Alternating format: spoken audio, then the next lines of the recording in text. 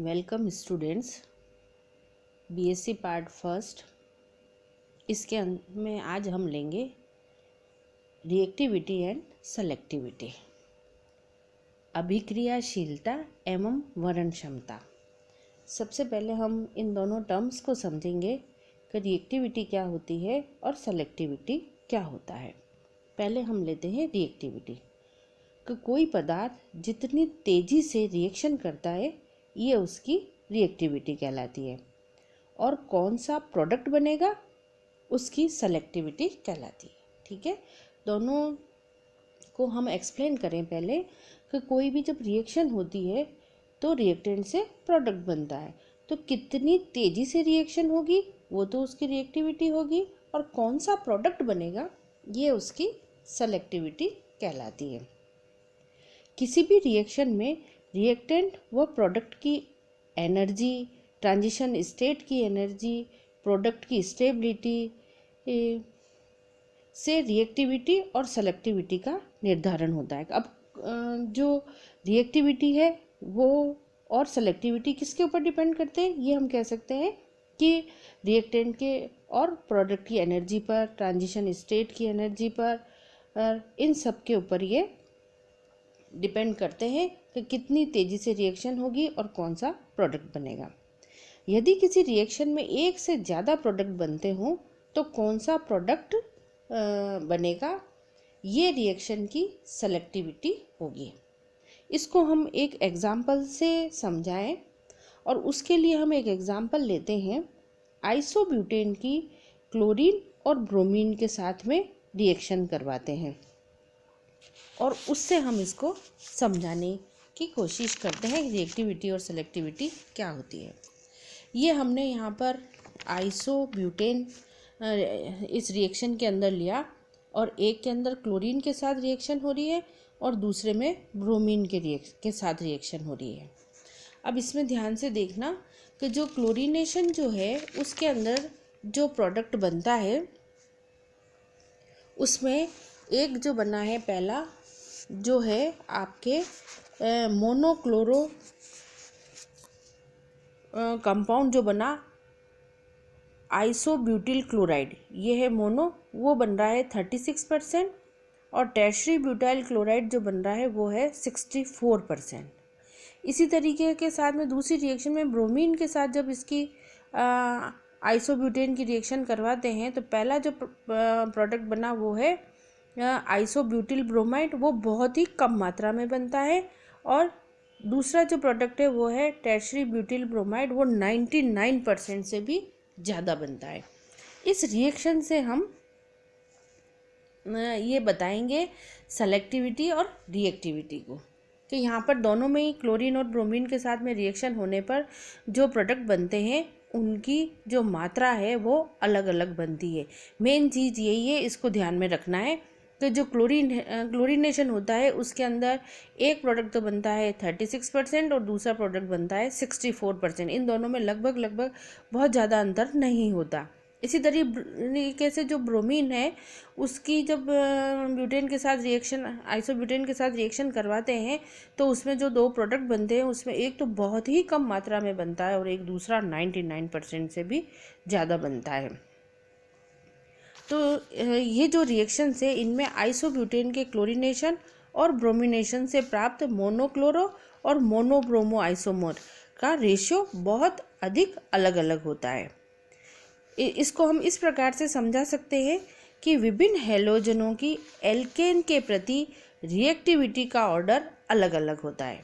इसको हम कैसे समझाएंगे, ये मात्रा में अलग अलग क्यों बने, तो उसमें आपको ये ध्यान रखना है और इससे समझाना है कि जो हैलोजन है उनका एल्केन के साथ में जो रिएक्शंस होती है वो रिएक्टिविटी का जो ऑर्डर है वो अलग अलग है। उसमें कौन कौन से हैलोजन हम ले, फ्लोरीन, क्लोरीन, ब्रोमीन, आयोडीन, इन सब का अगर हम कंपेयर करते हैं तो fluorine is more reactive than chlorine, फिर chlorine is more reactive than bromine, और bromine is more reactive than iodine. ये इसका ऑर्डर है, और इस ऑर्डर के अकॉर्डिंग क्लोरीन परमाणु की अपेक्षा ब्रोमीन बहुत कम रिएक्टिव है, इस कारण से ये समान प्रकार की रिएक्शंस में अभिकर्मक जितना कम रिएक्टिव होता है उतना ही अधिक आक्रमण के स्थान के लिए वर्णनात्मक या सेलेक्टिव हो जाता है। ब्रोमीन की उच्च वर्ण क्षमता को उसकी कम क्रियाशीलता और ट्रांजिशन स्टेट के सिद्धांत के आधार पर भी समझा सकते हैं।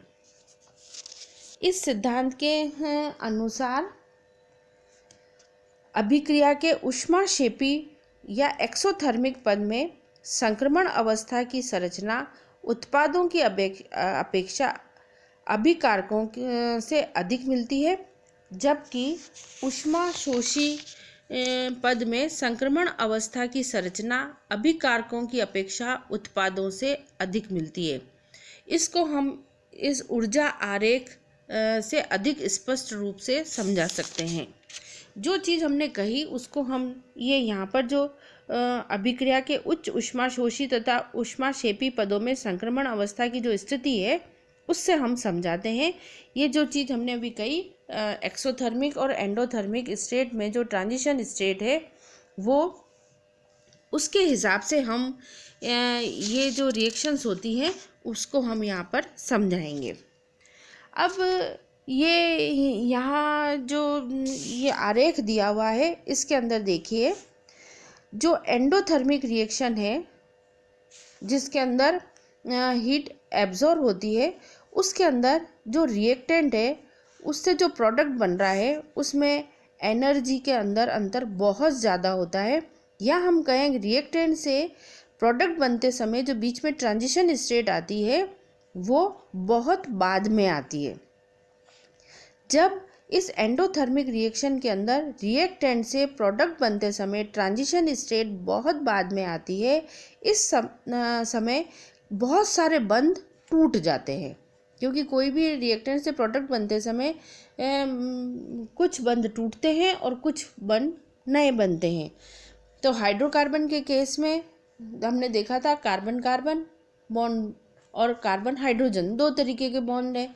अब यहाँ पर क्लोरीनेशन है तो कार्बन और क्लोरीन बॉन्ड के अंदर भी अंतर आएगा, या वो जो बॉन्ड है वो बनेगा।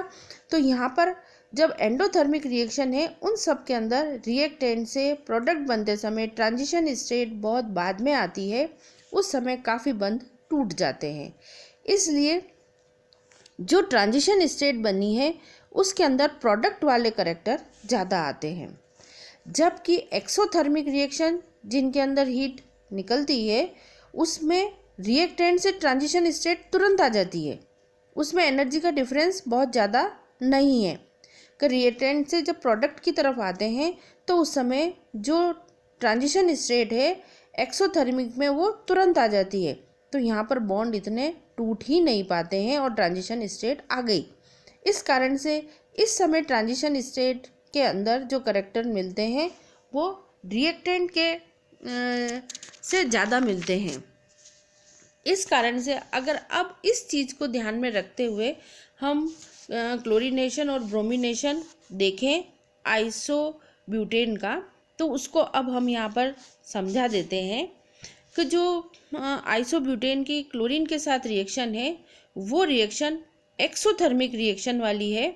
इस कारण से इसमें ट्रांजिशन स्टेट में पहुँचने पर बहुत कम बॉन्ड ब्रेक होते हैं और इस समय रिएक्टेंट से जो प्रोडक्ट बनता है उस समय जो ट्रांजिशन स्टेट आई है उस ट्रांजिशन स्टेट बहुत कम एनर्जी पर ही आ जाती है।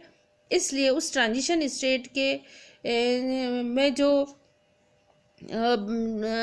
संक्रमण अवस्था के अंदर जो प्रोडक्ट बनते हैं उनके करैक्टर इस रिएक्टेंट से ज़्यादा मिलते हैं और इस कारण से ये जल्दी से ट्रांजिशन स्टेट आ गई।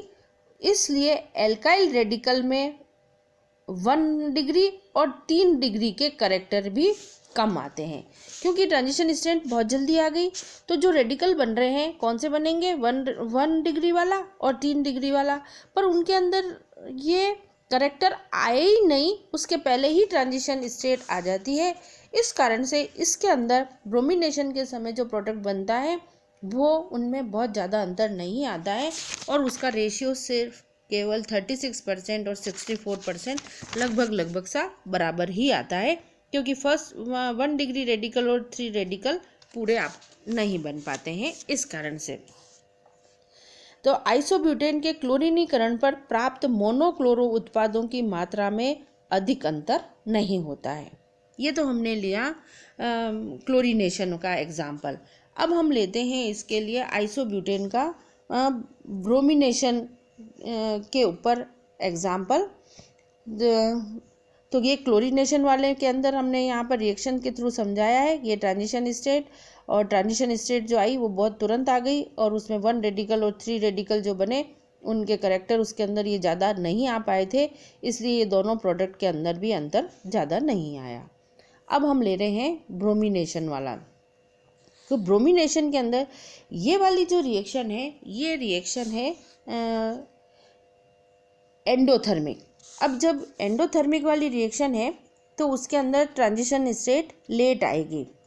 तो आइसोब्यूटेन की ब्रोमीन के साथ रिएक्शन में प्राप्त प्रोडक्ट के रेशियो में बहुत अधिक अंतर आता है।